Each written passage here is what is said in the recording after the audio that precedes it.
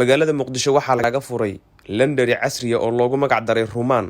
Waxaa hindistay gabar Soomaaliyeed oo dalka gudihiisa wax ku baratay, ganacsigana ku keentay. Waxay si gaar ah ugu danaynaysaa dadka aan xaasaska lahayn ee rag iyo dumar isugu jira, gaar ahaan ragga. Waxayna u dhaqaysaa dharka.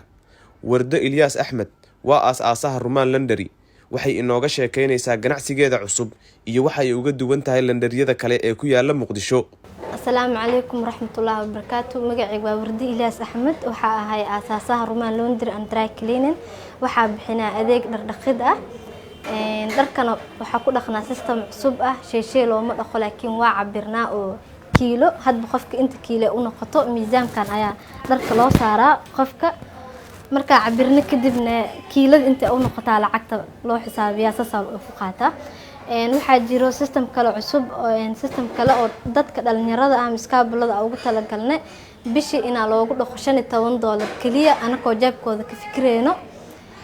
bishan waxa loo ogolyahay 3 jeer ilaa iyo 2 jeer hadba qofka intuu dharkiisa uu la eg yahay 15 kiilo ana loo ogolyahay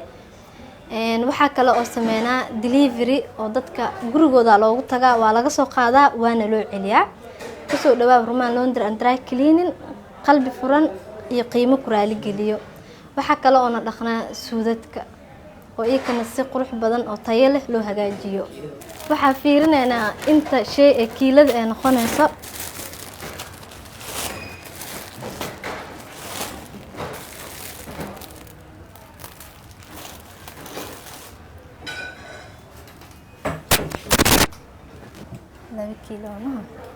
انت هذا صار وحاواي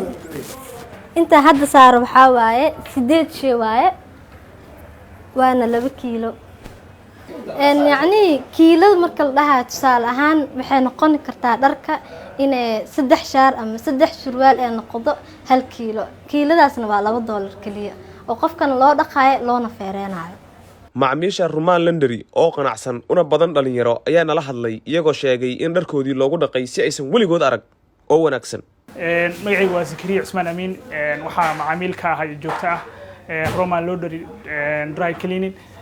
waxyaabaha ay qabtaan ama aan ka helo waxa kamid ah xoohay sheek dharka in loo dhaqo si quality leh ama tayo fiican leh dharkiyo diyaarsan feereysan qurux badan xaqiiqatan hawsha noo qabtaan ama service-ka noo qabtaan waa mid markii horeeto baahi aan u qabnay oo aanan heli jirin hadda maanta waxa helnaa dharkiyo diyaarsan oo markaan keenayno soo wasaq badan hadda markaan qaadanayna soo diyaarsan oo qurux badan oo laalaaban oo diyaarsan oo feereysan oo bacdiisa ku jiro xaqiiqatan baahi weyn naga maqneed ayay noo dabooleen Rumaan Landari Dry Cleaning Rumaan Landari waxa ay ku taalaa argada lambar 4 aageeda waxaana qof kasta oo dhalinyaro ah gaar ahaan iskaabulada ragga ahi ay ka heli karaan in dharka loogu dhaqo $15 oo kaliya bishii oo dhan waxa lagu dhaqayaa mara kasta iyo shaambada ama oomada loogu tala galay dharkaaga oo aan ka googo in wasaqna lagaaga goyn hadii aad rabto in lagu soo bixiyo isaga oo qurux badan feereysanna fadlan hore u gaar Rumaan Landari oo ay ku joogto Warda Ilyas Axmed oo ah aas-aasaha ganacsigan horumarka dal kasta waxa uu ku jira hadba inta ay fakaraan dhalinyaradiisu oo ay soo kordhiyaan ganacsiyo la ayniya Rumaan Landari oo kale Warda waxa ay kamid tahay hablaha ku dayashada mudan ee aan ku niyad jabin shaqo la'aanta laga sheego wadanka in dhalinyarada ku hayso Rumaan Landari hore u gaar oo kala xiriir taleefanadan